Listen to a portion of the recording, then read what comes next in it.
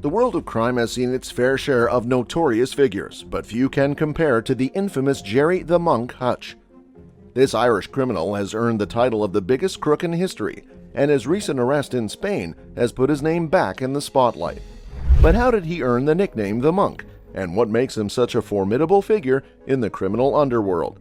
Inside this video, we'll delve into the dark and complex world of Gerry Hutch and uncover the shocking details of his criminal past. Let's begin. In 2015 and 2016, the name Gerry Hutch was on everyone's lips. This unassuming man, who most people had never heard of before, had suddenly become one of the most notorious gangsters around. It's hard to believe that someone who looks so normal could be so dangerous. Hutch was born in 1963, the youngest child in his family. They lived in the north inner city before settling in the Summerhill area. By the age of 8, he had already started dabbling in crime. His father, known as Masher Hutch, worked as a stevedore in Dublin docks, while his mother Julia was a housewife who raised all the children. They were a poor family, which may have contributed to Hutch's eventual turn to a life of crime. In his teenage years, Hutch joined a street gang called the Bugsy Malones, which wasn't particularly well known at the time.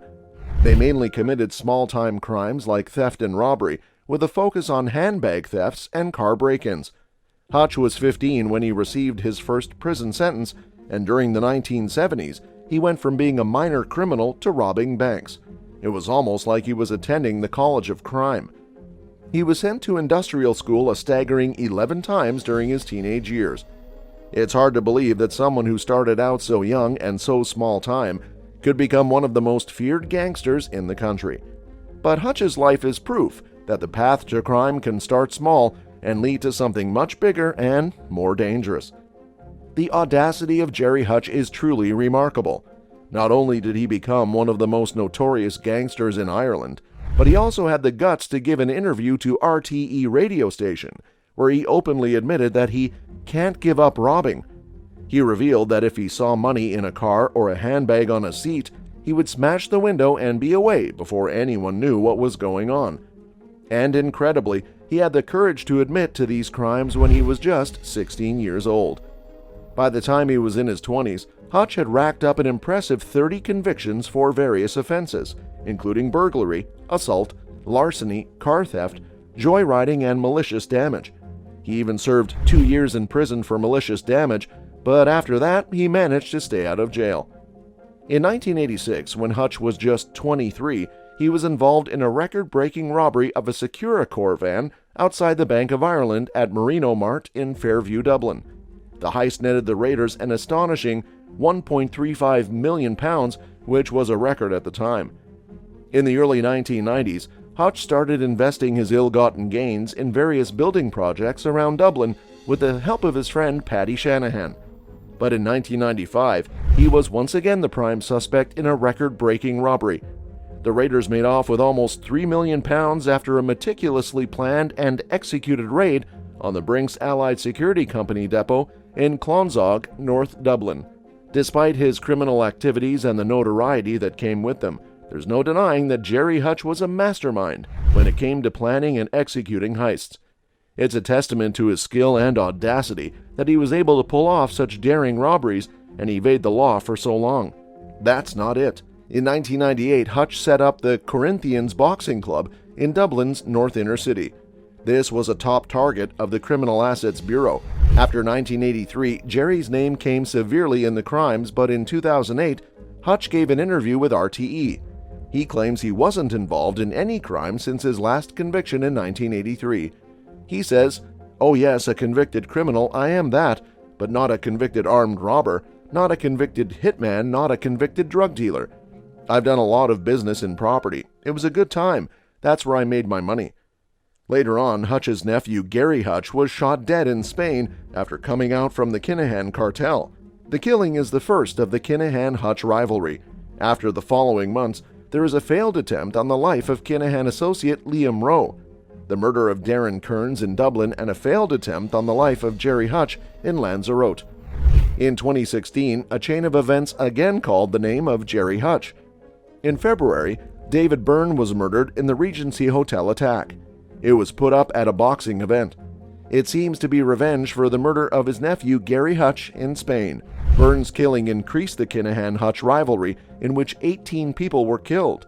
Cartel boss Daniel Kinahan was in the hotel at the time. He was the target of the bang, but he managed to escape. Later, Gerry was countered to be one of the culprits of the incident. Hutch was last seen in February 2016 at the funeral of his brother Eddie. Eddie was shotted by a cartel hitman on February 8. After this, Gerry left the ground and called to leave the country to live in some other country. But Gerry Hutch is wanted by Gardaí as one of the important parts of an investigation into the Regency Hotel murder. On August 12, 2021, Gerry The Monk Hutch, a notorious gang boss, was apprehended by undercover police officers in his Spanish hideout on the Costa del Sol. The police, working in conjunction with Gardaí, arrested the 58-year-old criminal in the Fuengirola area, resulting in him being incarcerated. Hutch had been on the run since 2016, and despite being spotted in various locations, eluding authorities proved to be a challenging feat. It took 6 years of dedicated efforts by the police to finally catch the fugitive criminal. Hutch traveled across different countries, such as the UK, Spain, Portugal, and Turkey, but his journey came to an end in Europe. After the European court issued an arrest warrant against Hutch, the Irish courts issued an application for his arrest. The warrant was added in the I-247 database, which was accessible to Interpol, Europol, and all police agencies across Europe. An alert was also issued on the SIS-2 Schengen information system, warning the police about the wanted man. In addition, an Interpol red notice was publicly declared in Hutch's name, which made it clear that he was a criminal on the run. It may come as a surprise that Hutch is referred to as the Monk. In an interview, he claimed to have given up his criminal ways and adopted a peaceful life. However, after an investigative journalist named Veronica Guerin gave him the moniker, it became evident that Hutch's actions contradicted his new title. Despite being called a monk, he turned out to be one of the most significant crooks in history, as it took 6 years for authorities to apprehend him. Currently, Hutch remains in jail, and his case is still ongoing. However, despite his infamous history and the charges against him, some people are still planning to wish him a happy birthday. Nonetheless, the fact remains that the police have finally caught one of the most wanted criminals in Europe, and justice will be served. So, in all, Gerry Hutch, known to be a monk, is one of the well-known robbers. In the whole world, he is known for the 2 biggest robberies. He planned those and got convicted for successfully executing them. What do you think of his legacy? Do you think he is the biggest crook in history? Comment your views about the monk